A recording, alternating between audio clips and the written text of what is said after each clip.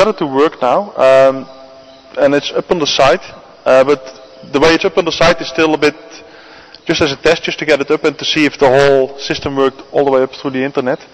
And we're going to come with a much better interface. Interface is how it shows up, with nice dials and history options and things like that, but that's still something that's in the works. Yeah. But for those of you that want to have a quick first peek at it, it's only accessible from the Ning website at the moment, but if you go on the Ning, I think it must be the heat. I'm just like you, I can't finish my sentences. I can't speak properly the last day or two, it's just too hot, I think. Amazing. My brain's not working. But if you go to the Ning website, there on the, I think, under the resources tab, just the top one says weather, or Juma weather, or something like that. And then if you click on it, and it looks like you're on the wildearth.tv site, but that's just the template. So it's temporarily on another website, but we're working on actually integrating it properly, and also the picture that's behind it, it's a nice blue sky with white clouds, but it doesn't really fit with the whole rest of the website. But the information is up there. You can see temperature, let me think, rainfall, very important, but unfortunately that's mostly at 0. For the moment? Yeah, for the moment. Hope this will change. And then the wind speed and the wind direction. Yeah, I guess that's... Well. Yeah, humidity as well, yeah.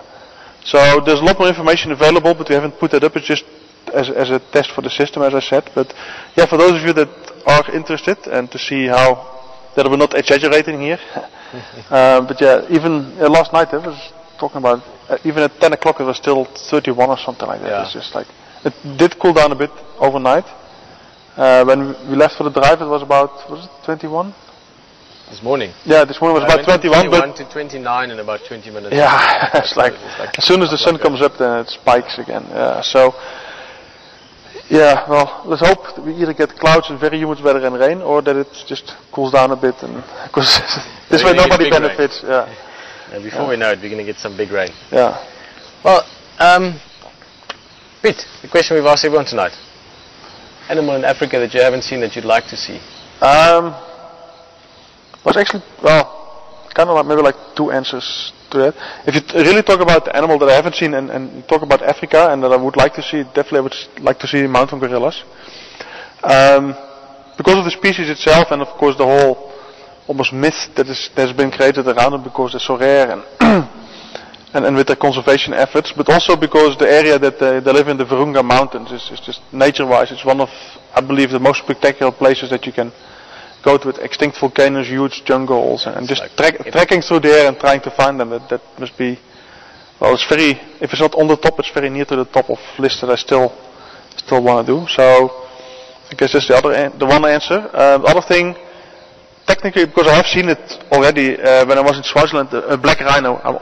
When I'm around here, to focus a bit more on the area here, I'm always on the lookout. If ever we see a rhino, I always hope it's a black one. But so far, no luck, because they're very difficult to spot. They're much rarer, and also they live in much more enclosed habitat, more bushy habitat. So that's really like, yeah, if you ever see one, it's really fortunate. But yeah, black rhinos I mentioned often before. It's one of my, got a lot of time for black rhino. They're spectacular animals, and that would be, put it this way, if there's an animal that we haven't seen at Wild Earth, that would be certainly one of the best picks. That's a good pick. Gorillas was going to be my choice for animal I haven't seen that I'd love to see.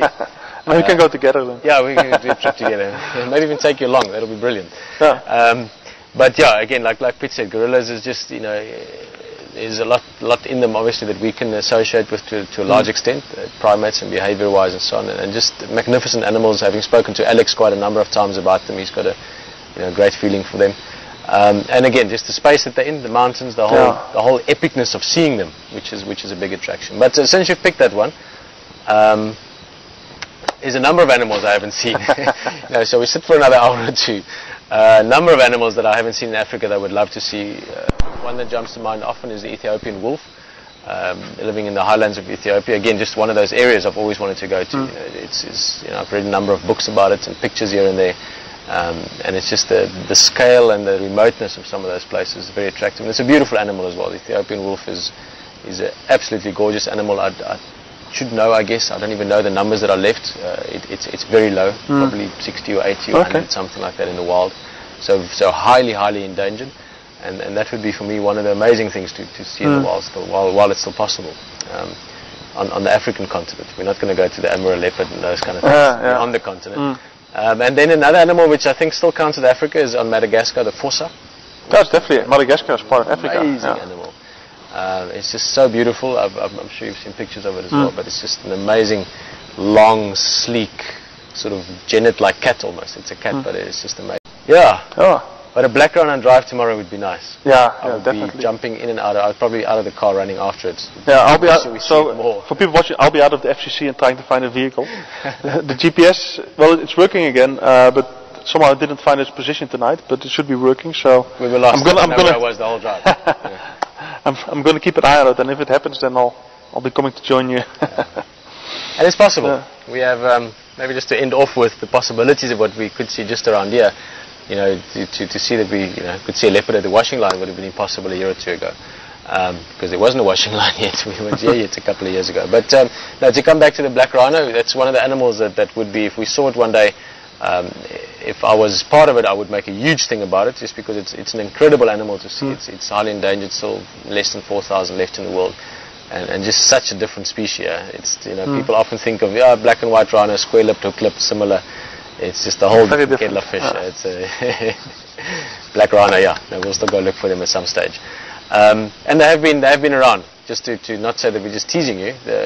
With Nick in the early days, with the first live drives, I was on camera with Nick once, and we saw, and I've told you as well, I think, very close to that little pan on Yala Road South. We got fresh rhino dung from the night before. Black rhino dung, no doubts. Both Nick and I seen a lot of black rhino in Pilanesberg and walked a lot of black rhinos, so we know their signs well. So it's possible. It's not impossible. You could drive one day out to the gate or on a drive or something, and you can certainly see one. So always carry camera. Keep fingers crossed.